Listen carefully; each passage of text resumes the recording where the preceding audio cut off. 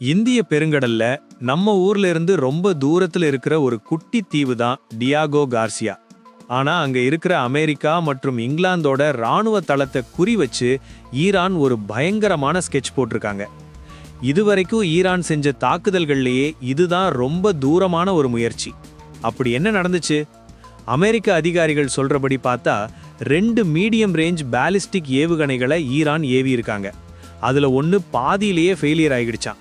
இன்னொன்னு அமெரிக்காவோட SM-3 interceptor ஏவுகணை வச்சு தடுத்துட்டதா சொல்றாங்க.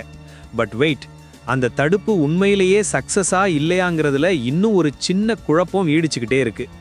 இங்க தான் ஒரு முக்கியமான விஷயம் இருக்கு. ஈரான் இதுவரைக்கும் அவங்களோட ஏவுகணை 2000 கிலோமீட்டர் தான் பாயும்னு சொல்லிக்கிட்டு இருந்தாங்க.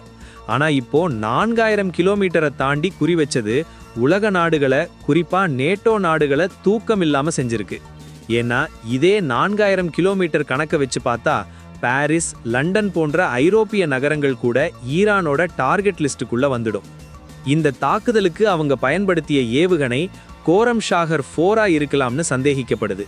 இது 1 டன் எடையுள்ள வெடிகுண்ட சுமந்துட்டு போகும். அதுவும் சாதாரண குண்டு இல்ல, கிளஸ்டர் குண்டுகளை கூட இதுல ஏத்த முடியும். சரி, ஏன் டியாகோ கார்சியாவை குறிவைக்கணும்?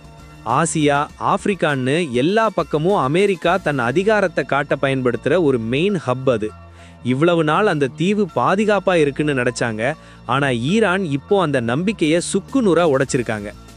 இப்போ நிலவரம் என்னன்னா, ஒரு பக்கம் ட்ரம்ப் நாங்க லட்சியத்தை அடைய போறோம், சண்டையை குறைக்கலாம்னு சொல்றாரு.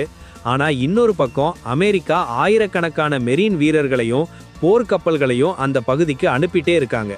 மொத்தத்துல இந்த ஒரு ஏவுகணை முயற்சி உலக அரசியல்ல ஒரு பெரிய மாற்றத்தை ஏற்படுத்த போகுதுங்கிறது மட்டும் உறுதி. இந்த தகவல் உங்களுக்கு பயனுள்ளதாக இருந்தால் சப்ஸ்கிரைப் செய்ய மறக்காதீர்கள்.